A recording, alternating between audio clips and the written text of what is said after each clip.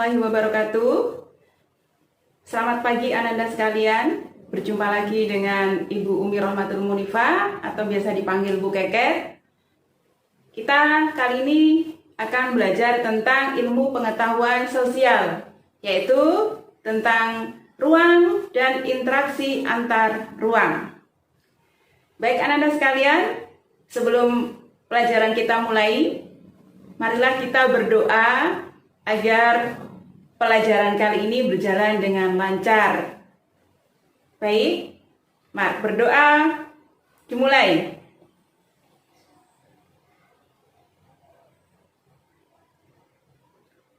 Berdoa selesai. Sebelum pelajaran kita mulai, anak-anak harus tahu dulu apa itu tujuan dari pembelajaran kita kali ini. Jadi, anak-anak, tujuan dari pembelajaran kita kali ini adalah agar Ananda sekalian paham apa itu pengertian ruang dan apa itu pengertian interaksi antar ruang. Yang kedua, tujuan pembelajaran yang kedua adalah agar Ananda bisa memberikan contoh dari ruang yang ada di sekitar kita. Yang ketiga, Ananda bisa menunjukkan contoh interaksi antar ruang yang terjadi di sekitar kita. Itu adalah tujuan pembelajaran kita kali ini. Kata ruang sering kita dengar dalam kehidupan sehari-hari. Ananda sekalian pasti tahu ya, contoh-contoh ruang yang ada di sekitar kita. Tuh, seperti ada namanya ruang kelas, ada namanya ruang kamar tidur, ada juga ruang namanya lab, laboratorium komputer contohnya. Nah, itu adalah beberapa contoh ruang. Contoh-contoh tersebut, Ananda sekalian, itu adalah contoh dari pengertian ruang secara sempit, ya. Nah, kalau begitu, apa sih pengertian dari ruang secara luas? Ruang adalah tempat di permukaan bumi, baik secara keseluruhan maupun sebagian yang digunakan oleh makhluk hidup sebagai tempat tinggal. Itu pengertian dari ruang. Baik meliputi daratan, lautan, maupun udara. Itu ruang yang ada di permukaan bumi. Berikut ini contoh ruang yang terdapat di permukaan bumi. Surabaya. Kota Surabaya salah satu kota dengan 1000 daya tariknya yang berlokasi di Provinsi Jawa Timur.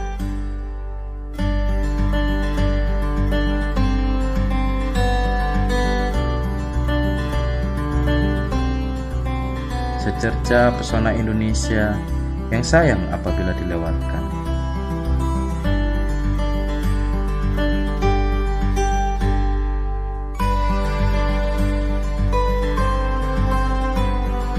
Banyak keunikan budaya kearifan lokal, banyak keindahan alam terpapar di setiap sudut kota.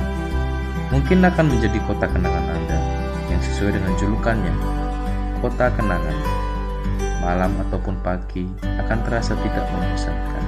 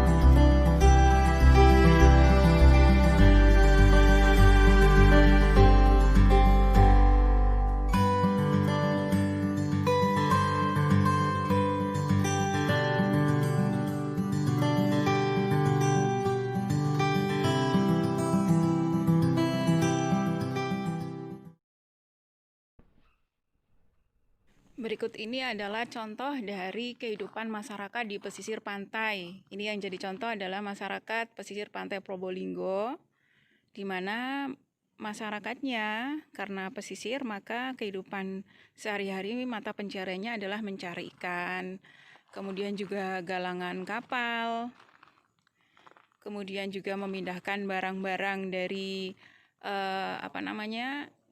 dari kapal lain ke daratan, atau begitu juga sebaliknya. Ini anak-anak ya, ini adalah contoh bagian dari kehidupan masyarakat pantai. Ini juga bagian dari ruang kehidupan yang ada di muka bumi ini, gitu. Nah, di pantai ketersediaan sumber daya laut memang sangat sangat melimpah sekali. Di sini banyak berbagai macam sumber daya laut yang bisa kita peroleh di sini. Begitu.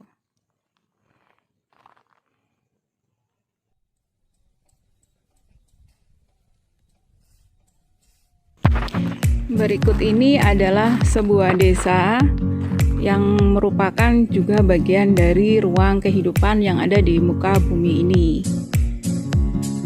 Jadi anak-anak, desa yang terletak di lereng pegunungan ini karena hawanya yang sangat sejuk, juga tanah yang subur, sehingga berbagai macam tumbuhan, sayuran bisa tumbuh di sini dengan baik. Berikut ini salah satu contoh sayuran yang tersedia dan tumbuh di pegunungan ya, di desa yang ada di lereng pegunungan. Begitu.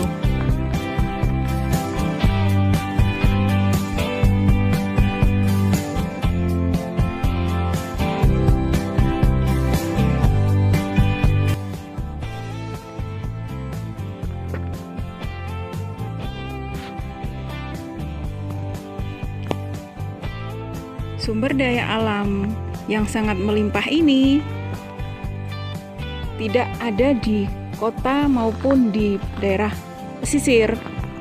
Sayuran, tumbuhan yang lain seperti pepohonan itu tidak ada di kota maupun di pesisir. Nah, inilah karakteristik yang dimiliki oleh desa yang ada di lereng pegunungan.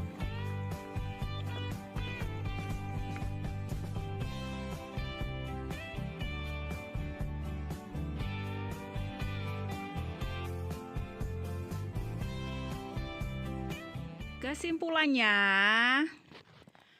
ruang di permukaan bumi tidak bisa berdiri sendiri. Mereka akan saling terkait satu dengan yang lain.